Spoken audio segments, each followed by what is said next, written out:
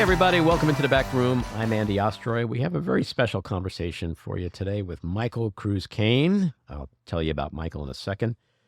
But first, let me thank you for tuning in today. We appreciate you listening, and we'd love to hear your comments. So email us at backroomandy@gmail.com, and perhaps we'll read a few next time. And if you like the pod, please follow or subscribe to be notified every time we post a new episode.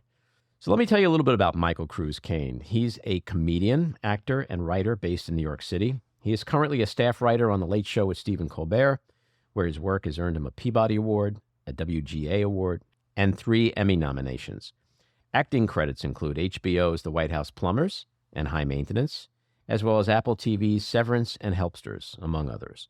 Michael also has a Signal Award-winning and Webby-nominated podcast about grief, A Good Cry, with notable guests that include Stephen Colbert, Nicole Byer, Joel Kim Booster, and Nora McInerney, and currently can be seen in his one-man show, Sorry for Your Loss, at the Minetta Lane Theater in downtown Manhattan.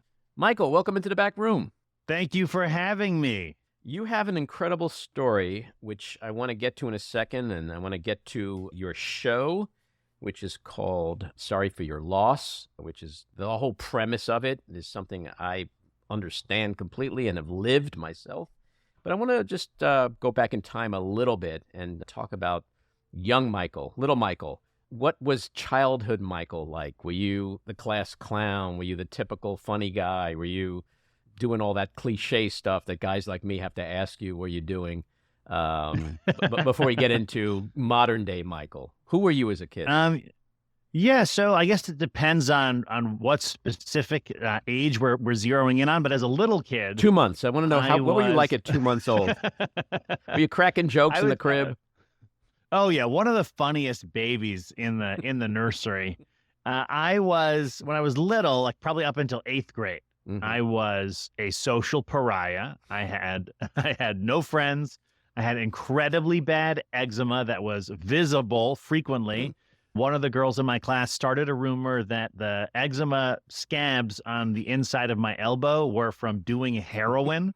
And another girl once saw me scratching my butt and created a song called Diggin' for the Big Brown Beauty about how I was trying to pull crap out of my butt. That's the level that I was at. Did you go to the Fame? Did you go to the Fame school? Because these kids sound like really creative kids. Yeah, very talented insults, which I thought was really, in retrospect, really, really lovely and fascinating. And by the way, you should mention that the girl who made up that song, that's Beyonce now. And she became Beyonce. I don't often say that, but yeah, her first big hit, "Diggin' for the Big Brown Beauty." 100% no, it was not Beyonce. It was Lady Gaga. No, it wasn't. It was a person who I'm sure is a perfectly normal, positive contributor to society at this very moment. That would be Taylor. That would be Taylor Swift. It's Taylor Swift. And at the same time, I was also doing like theater camps over the summer. Like that was an area where I had acceptance. I was so. I lived sort of like a dual life where in school, I was a complete loser. And at theater camp, I was a hero. So it forced me, I became someone who was like very interested in performing and theater in general, because that was the only place where anyone was not horrific to me on a 24/7 basis. And then in 9th grade, my school went to 9th grade, but high school starts in 9th grade. So a lot of kids left and went to high school. And I also grew like 6 inches between 8th and 9th grades and became almost the only dude, one of the few dudes left. And because of a bunch of factors conspiring together, became an alpha dog immediately. And it changed, my whole life changed from 9th grade, where I was like the star of we did theater in school now, and I was the star of the play in school. Because all of the good athletes had left, I became like the captain of the varsity sports teams, which were, we got absolutely throttled on a daily basis. But within my school, I became like a popular kid. Oh, that's an awesome story. Where'd you go to theater camp? My school was called the Foot School, Foote. Podiatry. The school Yeah. It's a big school for kids who at a very young age are interested in toenails, etc. And it had a summer camp, the Foot School summer camp, taught by this fellow named Julian Schlossberg, who was the guy who nurtured my love of theater. He was a great teacher. So I did that every summer for several summers while I was a kid. The foot camp. That's great. Come on, kids. Today we're doing Yeah. pedicures from 9 to 11. And you were bar mitzvahed in Israel? Yeah. Okay. You've done some deep dive here. I do my homework. I was so my dad's family's Jewish. My mom's family is Catholic. Up until I was 13, I basically did no Jewish stuff except for like the occasional Passover. Mm-hmm. And around 13, my grandmother was like, oh, crap, we've, disrespected our ancestors. Let's try to push it all in to this bar mitzvah, which we did in Israel. And I learned my bar mitzvah through an audio tape. Like I learned it phonetically. I didn't have any idea what I was saying. Was it like a Tony Roberts tape? Like a... Yeah.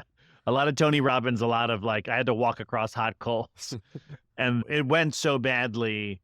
I had no idea what I was saying. So it's impossible to memorize because if you don't know what you're saying, it's just a long soliloquy of complete gibberish. Mm-hmm. So then at the actual bar mitzvah, the rabbi effectively had to Cyrano de Bergerac me my entire Torah portion. He had to do everything into my ear, and then I would try to parrot out what he had just said. Now, were you doing this at the Wailing Wall or some historic location? In fact, it was on top of Masada, which is one of the great historical sites in the history of the Jews. It's quite a history those Jews have, by the way. I'm a Jew. I'm actually sitting in our studio with 2 other Jews. This is like a whole big Jewy thing going on. Wow. Yeah. That's incredible. Yeah, I think one of my main goals through podcasting is to convert as many people to Judaism as possible. Jew casting, we call it. Jew casting, yes. Yeah, I had never heard that before, but that's what I'm doing. Yeah, I'm sure someone like Mark Maron will be doing it tomorrow. Because, of course, he's looking for a way to break out, unlike me, who's thriving in the world of Jew casting. And you're half Filipino. Yes. My mom's side, which is Catholic and Filipino, is, I don't have the end to that sentence. They're great. I love them. It's like I don't come across many Filipino Jews. I would say there are probably 8 of us in the world. My siblings, I actually met one the other day, and the 2 of us meeting face to face caused a rift in the space-time continuum. And all kinds of stuff, like monkeys with wings and stuff, flew in through that rift, and it's going to. You'll read about it in the news, I'm sure. Did your family sit around wondering who's Filipino Jewish? Like when I was a kid, my father was obsessed with who's Jewish, and literally we would sit around and he'd be like, Paul Newman, he's Jewish, and then it would get crazy. Muhammad Ali, he's Jewish. I'm like, no, Dad, Muhammad Ali is not Jewish. The idea of trying to claim them though, just to be like, we're snapping them up. We're saying Muhammad Ali's a Jew. We're going to take Kareem Abdul-Jabbar. But the older he got, the more outlandish the claims became. The Pope's Jewish. I like trying to take Muhammad Ali, who has the least Jewish name in the history of the world. Yeah. And be like, that guy's a Jew. The Muslim Jews, we call them. And so I've read that you refer to yourself as, you followed Judaism light. So that's kind of where you are today. We don't really practice Judaism, but we have a lot of family, and also my son's best friend, his family's from Israel and they're Jewish. So we celebrate all the things with them. No, some of your best friends are Jews. So no one calling me anti-Semitic can keep with that because I know at least 5 Jews. And we try and celebrate whatever holidays we're invited to. And I also think that in spite of the fact that I have no religious belief myself, I do think there are elements of faith, particularly the historical elements, that I think are amazing. It's really cool to be reciting a prayer that some dude was saying in the desert thousands of years ago to tie yourself back to that person. It's hard to deny that there's something awesome about that. Yeah, in all seriousness, the history of the Jewish people, it is amazing. And there's times where I really wonder if I should care more about it all and get more involved. But I'm just, you ever hear Bill Maher talk about religion? I'm 100 times worse than he is when it comes to religion. So, are you currently writing on Stephen Colbert? Is that your day job? That is my day job, but it doesn't exist at this moment because the writers are on strike. But if Yeah. we weren't on strike, I would be writing for Stephen. Yeah. Mhm. And are you out picketing and doing your thing? I'm out picketing almost every day. We believe we have a righteous cause, and the AMPTP, whatever, I don't even know what that stands for, is a Yeah, bunch you know of me. yeah, is a bunch of bad dumb people, and we're trying to get the money that they owe us. Yeah. No, and it's, there's a lot of people who don't make $1 bazillion and they're just working people and they make a living and feed the kids and pay the rent. And it seems like they're getting cheated out of a lot of dough. For the writers, obviously, we're in it. I mean, like for the people who work at my job, for example, we were doing great because we're on a broadcast network. We write every day, and the show goes up every night, so we were doing great. But for like all our siblings in the union, it's terrifying. Like they're slashing pay. What they want to do basically is turn the job of a television or movie writer into like an internship.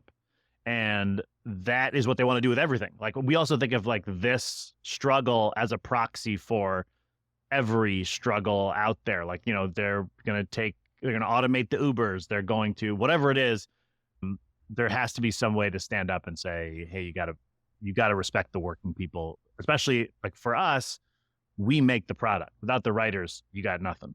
So just pay us. That's all. Well, the whole industry has changed. Like with TV writers, it used to be when it was just the 3 networks and you do 22 or whatever, 24 episodes a season, and there was a lot of money going around and good pay.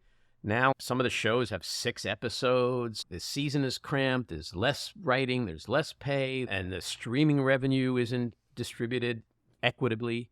I have a lot of friends who are writers and actors, but writers who are striking. And I don't know if the SAG-AFTRA is going to end up striking as well. But I think SAG-AFTRA is going to strike too. And I hope, I'm also in SAG-AFTRA. I hope we also strike because I think that will help move this negotiation along as well.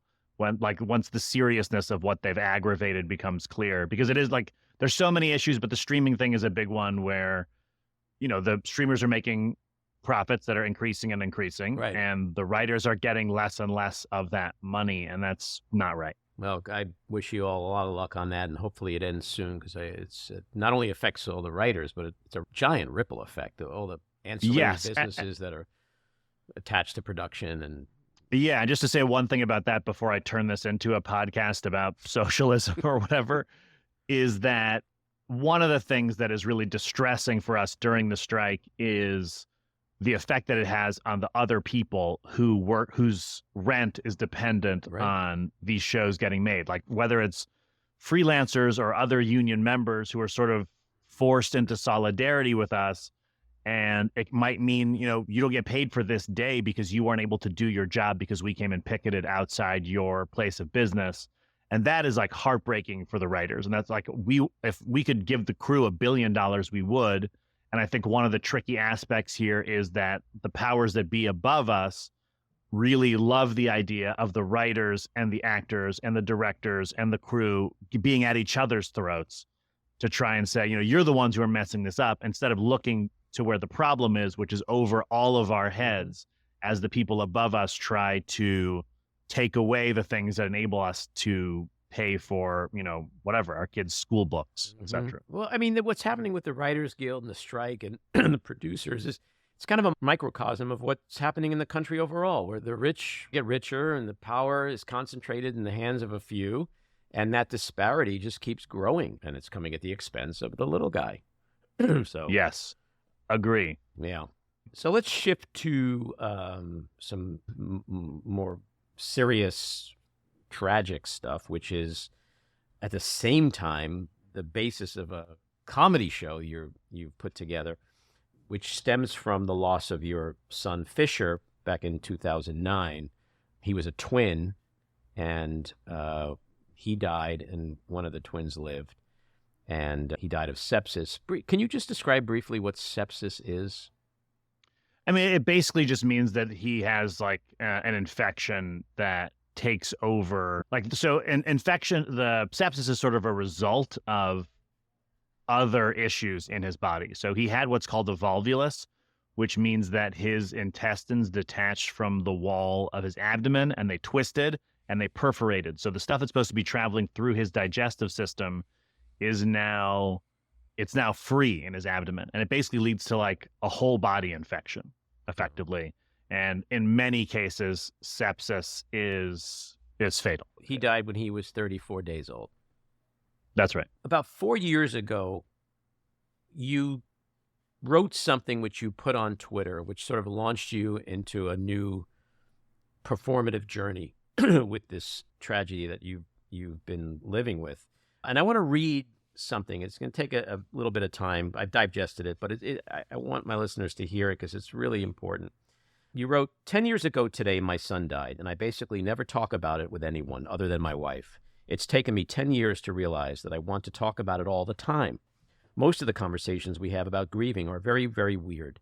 Tragedy is still so taboo, even in the era of the overshare. It's all very sorry for your loss, and tilted heads, and cards with calligraphy on them, and whispering, we're all on tiptoes all the time, but grief is not one thing. It's a galaxy of emotions, most of which are put in orbit by the loss of someone you loved, and the harrowing or not circumstances surrounding that loss. But we only get to talk about one part publicly, the sadness. But there is more. Some things make me angry. When the hospital prepared us for his death, one of the doctors kept saying, your daughter, repeatedly. And I said, through gritted teeth, he's a boy. Some things made me confused. We cremated our son. How the fuck does that work? Like, what are the steps 1 through 10 of that process? Some things make me laugh. The funeral home handed us a receipt after our son's funeral that said, quote, thank you and come again at the bottom. Grief is isolating, but not just because of the sadness, and also because the sadness is the only part about it that anyone knows. Not a single person has ever been unkind about my son, but almost no one considers the fullness of his loss and how complicated and weird and everything else it was and continues to be. Having just recently started talking to other grievers, I know many of them feel the same. If you are grieving, you are not alone. When I read that, I fell to the floor because I think I told you when we first started chatting about coming on that my wife, Adrienne Shelley, who was an actor and filmmaker, she was brutally murdered in 2006. And the things that you write, the things that you feel, the things that you've experienced, it was like you're speaking my language. And I've said myself over the last 17 years over and over again, that process, I guess it's just uncomfortable for people. And it's like going to a foreign country. If you don't speak the language, you're going to awkwardly knock your way through town. But it's when you do meet other people who are grieving and who've experienced that, especially tragedy, sudden death, it's a whole different world, isn't it? It really is. And I think the metaphor you used about a foreign language, I think is really apt because it is like, you know, you show up someplace and you speak this language that the people there don't speak, but they're lovely. And they're like, you know, they're listening to you and they're talking, you know, it's like you're in France and you speak French and they don't, but they're like, you know, they've taken some 101, so they know a couple of verbs here and there. And then a Frenchman walks in and you're like, oh, fuck, thank God. Because now you understand like the nuance, everything I'm talking about. And as I said, everybody's been nice. No one ever said a thing that I was like, how dare you? Even if the things were, I found them to be repetitive or tedious or whatever, it was all said with love. But when you have the opportunity to engage with someone who speaks the same language, it changes everything. And one of the things that had precipitated this set of tweets was a conversation I had with another comedian in a bar somewhere. And I made a joke about her dad. And she said, my dad's dead. And I was like, oh shit, I didn't realize that. I'm so sorry. And I think in most contexts, that's the end of that conversation. But because for whatever reason, Fisher was on my mind, maybe I said to her, how did he die?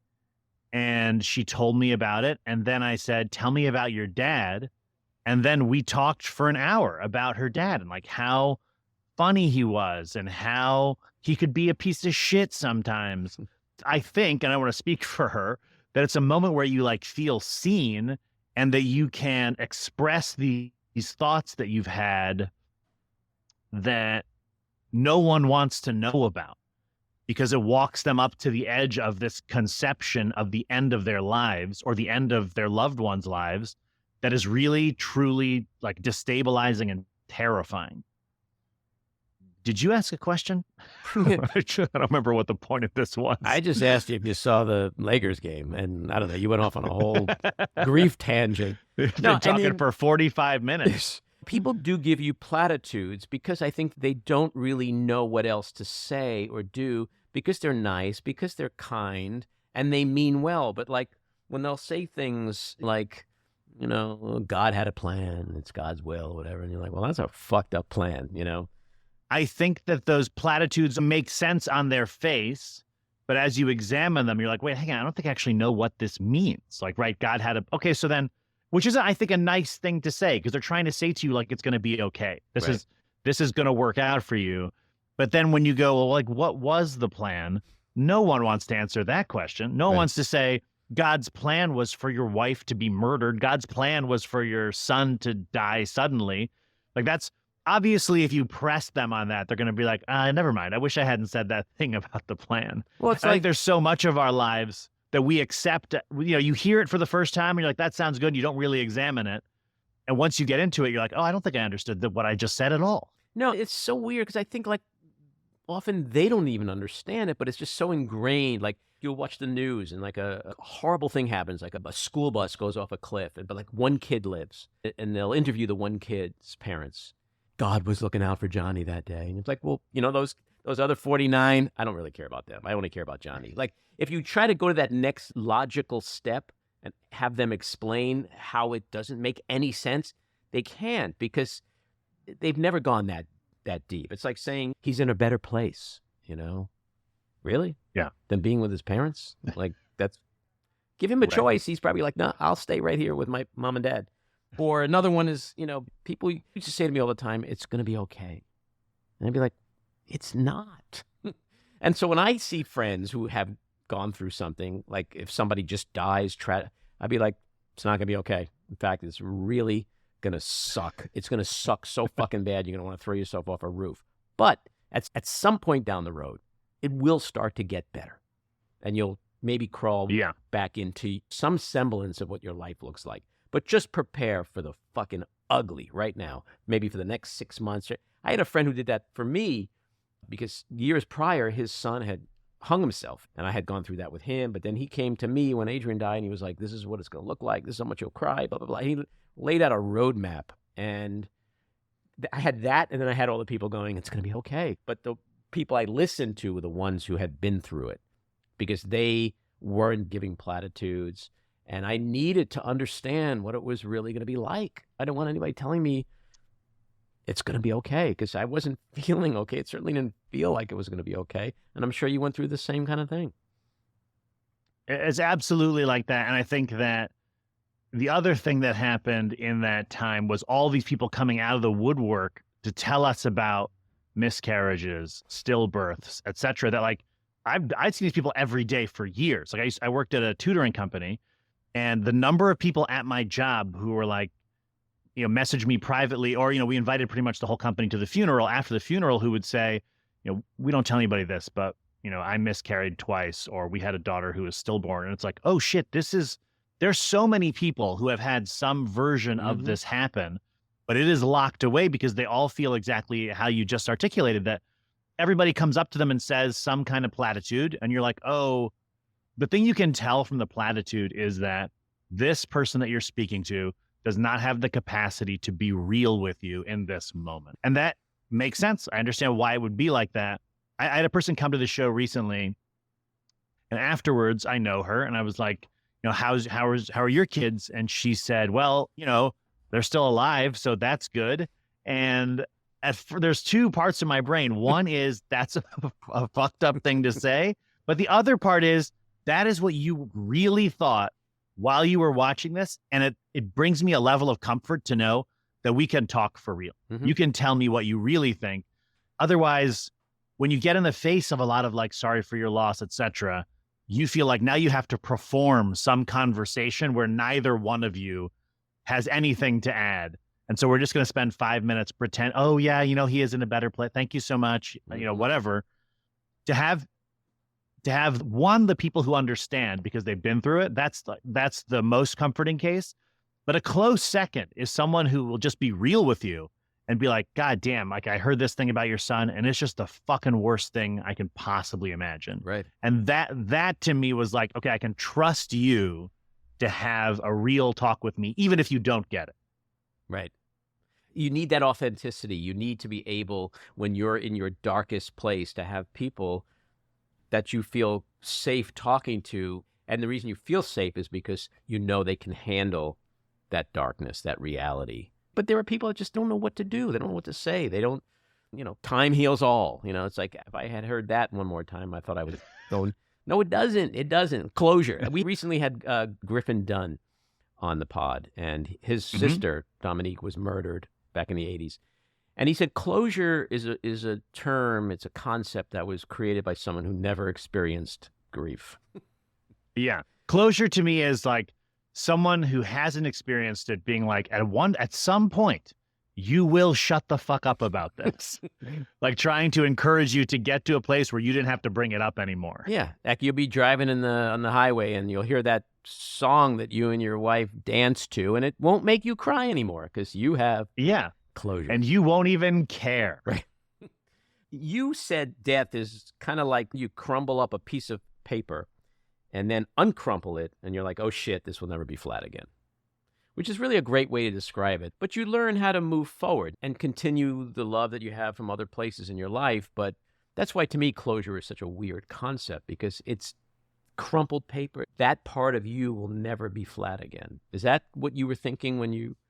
Yeah, I think so. And I think to use your closure thing, it is someone else saying, no, you just keep smoothing it out. The paper will get flat. And you're like, no matter, I can smooth this out forever. I can put it under an iron. I can do anything. I will always see the folds here. They'll be here forever. And I think that, like, when I think about that paper being crumpled, I do think like, or, you drop your candy on the ground and now it's on the ground and now that's ground candy. You know what I mean? Like there's some things that can never go back. And like that, death obviously being one of them. Right. And you can't obviously get a new piece of paper, can you? Right. But people will tell you, you can. Someday you'll get a new piece of paper. You just get a new piece of paper. Or, you can eat that candy on the ground. It actually tastes the same. Yeah. Just pick it up. It's going to taste the same as it did before. Yeah. This tastes like gravel. No, it doesn't. And the paper, the new piece of paper, it won't be the same. It'll be different. But you'll have a new piece of paper. So You took your experience and you started a podcast called A Good Cry. And the concept of that is what? It's just to talk with people about their relationship to grief and how it has metamorphed for them over the course of however long it's been since some tragedy happened to them. And also because a lot of people I speak to are friends of mine and therefore they are comedians. It's a way to get inside the concept of it without necessarily only feeling the abject sadness, which we do feel. Like if you listen to the podcast, there are definitely episodes where I or the person I'm interviewing, like one of us will just start crying. But there are also parts of it where it's like, you talk about either an experience you had during it or like all the absurd shit that surrounds the commemoration of a dead person, or the way you think of things now that are like funny and joyful. And I want to say unfold because we've been talking about paper so much, but just try to unfold the experience of tragedy somewhat to let people see that, one, if you're listening to this and you've gone through something, you're not the only person. Here are all these other people. And also, if you laughed or if you had a good time the day after your dad died, that's not crazy. That doesn't make you an insane person. You still remain a human being. You talk about comedians, and I used to do stand-up back in the day. Everything is funny to me, even death. And I think it's what saved me over the years was being able to balance the grief and the horror and all that with a sense of humor about it all. Because I think a lot of people don't know how to navigate that space. It's like, if you're grieving, you can't be funny. You can't be laughing, because if you're laughing, then you're not grieving, and you're supposed to be grieving. And it's always been a gift that I think I have, that I don't think about it. I just am who I am. And if I want to laugh 1 minute or cry the next minute or make a joke about crying or make a joke about my wife's murder or whatever, like I do that for me. And I think it's also made people around me comfortable. It's just easier to get through because of the levity of it all. You said a lot there that's like really interesting to me. One of the things about comedy is it makes whatever else is happening tolerable. Like if you can find a little like spark of humor, even in the worst thing, in order for you to take medicine, you have to be able to tolerate it, right? If it's too strong, you're gonna throw it up. It's not, you won't be able to drink it. And so I think that comedy is that like, spoonful of sugar or whatever, to quote Julie Andrews, who I'm sure is, I don't know who wrote that, but I think nice that, reference, by the way. But I think another way of putting that is a thing that my wife is a nurse now, is that like dose makes the poison. In other words, many things are okay unless you take too much of it. Right. And comedy, and like in my show, for example, is a way of going, I'm about to give you this incredibly, profoundly sad story. But if I parcel it out to you in pieces and in between, give you a little space to like recover from it, to maybe even find a laugh, it'll make the whole thing totally tolerable for you. And that is one of the gifts, I think, of comedy. As far as jokes about, like, I'm careful about where I put the jokes, because to me, the death itself, right? That's not funny to me. That doesn't make me laugh. But there are aspects of what happened around that time that really were funny to me. And I don't want to pretend that they didn't happen. Yeah. When you mentioned the funeral parlor, please come again thing. When I went to the chapel to prepare Adrian's funeral, at one point, the woman said, "And what kind of music would you like to play?" I'm like, music? Either disco? Like what?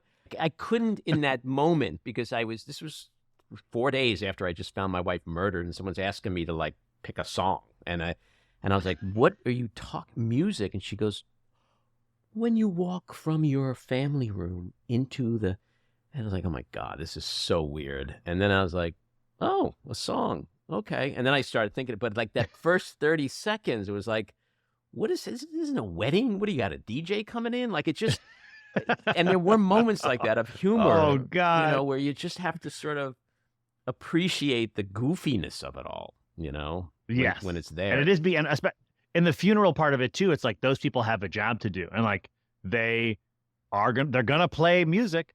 There's gonna be some kind of music, and that they have a playlist of like, well, when someone falls off Wayne a truck, Newton these are the songs we usually play for the people who fall off the truck. And if someone drowns, we have some drowning songs.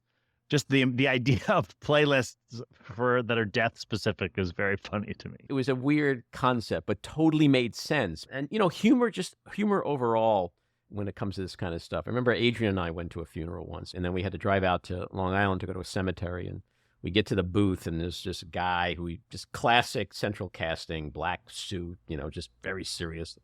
And he's like, "Can I help you?" And I said, "Yeah, we're here for a funeral." And he said, "May I ask which one?" And I shrugged my shoulders, and I was like, "I don't know. What do you recommend?"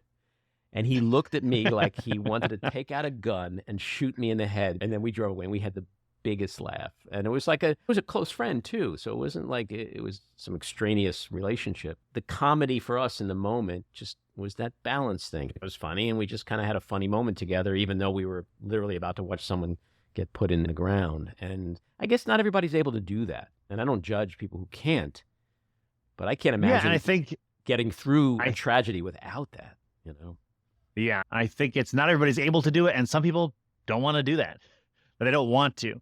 And that's, like you say, that's fine. That if that's like if your thing is like that, you approach death with or grief with a complete seriousness, and that's what helps you cope or Right. whatever, that's great for you. Then do that.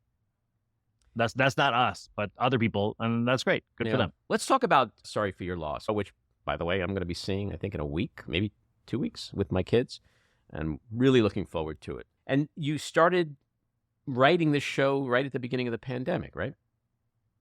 Yeah, so just before everything got shut down, and which is not too far distant from when I had that tweet that you read, I'm doing stand-up, and I'm doing stand-up about, whatever, the sort of topics that were funny to me, but not profoundly interesting in any way. At the same time, I'm on stage thinking about my son, and that's like what some part of like my soul or whatever, not to dramatize it too much, wants to talk about that. So concurrently, the Asian Comedy Festival, of which I'm sure you are a huge fan, and if you're not, you should be. The Asian Comedy Festival asked me if I had a show that I wanted to put up at this place called the People's Improv Theater for an hour. And I said, I've been thinking about doing this show about my son, and it's about death. And would that be okay? And they said, do whatever the fuck you want. So I did. I went to this Asian Comedy Festival, and because it was that, I front-loaded it with like 15 minutes of jokes about being Filipino. And then it took a hard right turn into wanting to talk about my son and about grief. And that's what I did. And the show, I think, was bad. I mean, it was, I would say at that time, it was not good. But there were elements of it that felt promising to me, by which I mean they felt truthful, like they were getting at something that I wanted to say. Mm-hmm. And so what I would do is audio record every iteration of the show. And then from that audio recording, like, just kind of pick the parts I liked and discard the parts I didn't like, until after doing that many times, sometimes live at like a comedy club in Pittsburgh or in LA or whatever, and sometimes excruciatingly over Zoom. I did the whole show over Zoom a couple of times, and that was tough because you're doing it to no response. But eventually that just sort of like, whittled its way down into what the show is now. And it's interesting because we've had Gary Goldman on the pod. Gary suffers from mental illness, and he did a whole special about... I think it was HBO, The Great Depression you're talking about? The Great Depression. Mark Maron's when Shelton died, and he incorporated that a lot into his recent comedy special as well. Liz Glazer had a debut stand-up album called A Very Particular Experience about the stillbirth of her daughter. John Mulaney is now on a comedy special talking about addiction. Tig Notaro came out and said, thank you, I have cancer, thank you. It seems like there's a real move towards comedians bringing more of their life into their work and finding that it's working, because the truth is, whether it's ourselves or in our family, we have death, we have mental illness, we have breast cancer, we have all the things that comics talk about.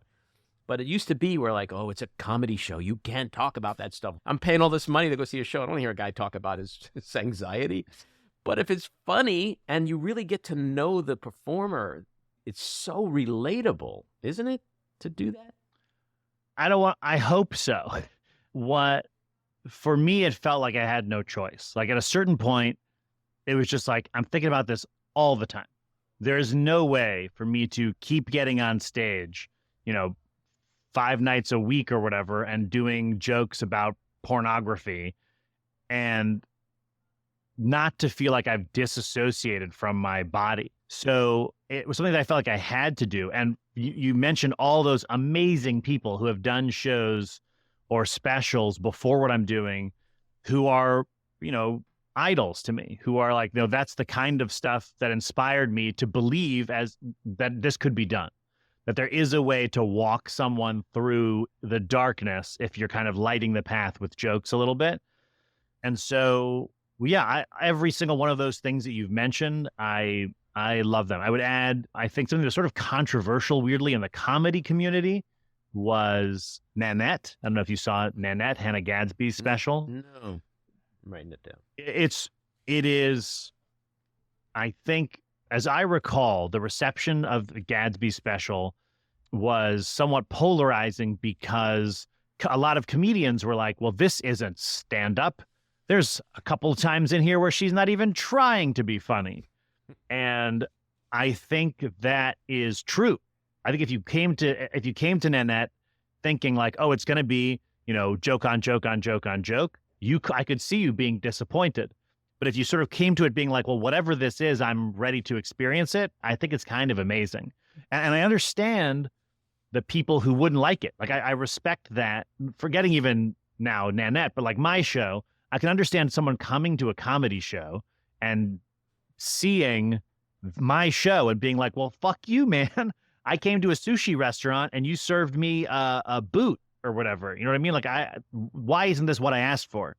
So I get that people would be uncomfortable or even annoyed by someone trying to do something that isn't what they expect. but hopefully people can have an open enough mind to whatever, particularly in like a theater, which is where this show is. I'm putting theater in quotes, that they'll be expecting a more of an experience that isn't just, 1,500 cleverly crafted jokes. Well, it kind of harkens back to the days of Richard Pryor when he would talk about his heart attacks and his addictions. And there were stretches where he would just be talking about shit and it wasn't jokey. And then the jokes would come and it was brilliant and it tied it all together. And you got to know this guy and you got to feel his pain and the pain that he was still going through. And it was okay to laugh about it with him.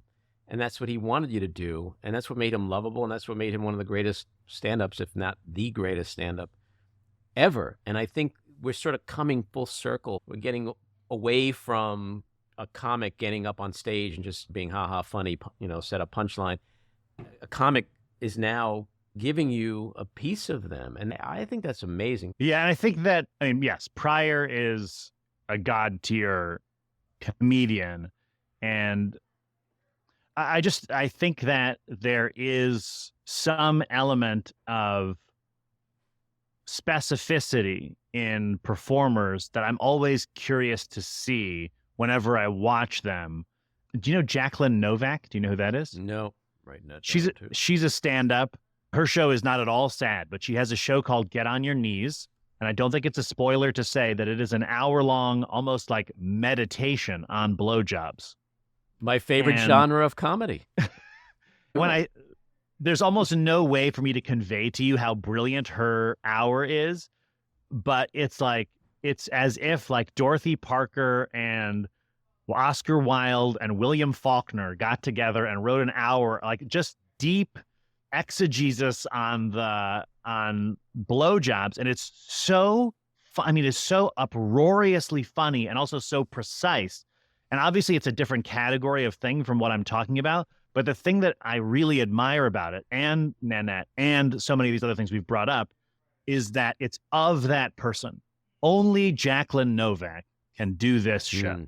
If you lifted those jokes and said, what we'll do is we'll have Sarah Silverman perform them, it wouldn't. Sarah Silverman's one of the greatest comedie of all time. Right. It wouldn't feel right. It would feel like this doesn't belong to her. Nanette is that same way. There's a lot of shows like that, and to me, that's my favorite kind of show. My favorite kind of show as a comedian is I want to see what you can do that nobody else can do. And that is like what really gets me going. There are other people who are joke writers who are like craftsmen at the absolute top of joke writing that I really love, but it doesn't feel like, to me, and anyone can have their own opinion, it doesn't feel like a meal when I've watch something like that. When I watch 1,000 jokes, even if they're amazing jokes, I still feel like hungry for something else. When you leave a show and you feel like you got inside the performer, you got a window into their soul, and you laughed, and maybe you cried, that's the best kind of entertainment. And when the person shares, whether it's Pryor talking about lighting himself on fire, which is not exactly a day at the beach, pretty tragic experience, but he brings you along, and so many other performers have done a similar thing. But again, it's not for everybody. In our last couple of minutes, you wrote something which resonates with me because it kind of encapsulates this whole conversation. And that is, you said, you feel lucky to have your surviving son, Truman, your daughter, Willa, your wife, Carrie, but the pain of losing Fisher is often silently present, which gets us back to closure, but it also gets us back to that ability to move forward.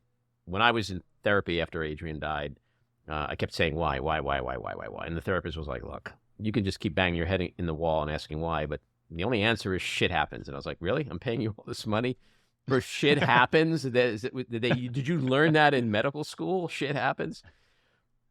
And she said, that's the only answer. And I was like, wow, she's right.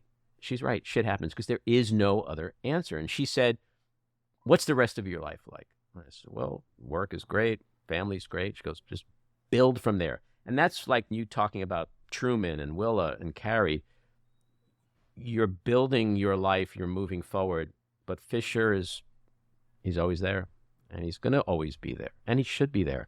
But someone said to me after Adrian died, there will come a day when you think of Adrian, rather than the default being tears, you'll smile. And that was the whole turn for me. When I got to that point where I can think of her and go, yeah, wow, she was funny, she was great, she made me laugh all the time, instead of that raw pain.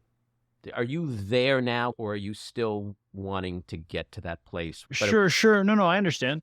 The answer to your question is that there were many years when the thought of him was a punch in the gut, right?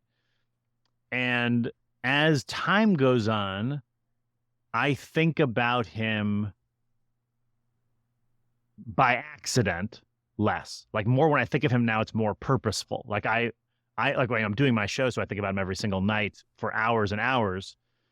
But if I weren't doing the show, there's maybe more time passes in the day where I don't think about him. And so now, when I accidentally have a thought about him, even if it is deeply sad to me, now the sadness is sweet. I love that. I love to have a moment where I'm walking down the street and some song plays out of somebody's car and my brain goes, oh, that's by not even the same song. That's by the same guy who wrote a song that was playing in the hospital while you were there. And I just start crying for a second. And that is like the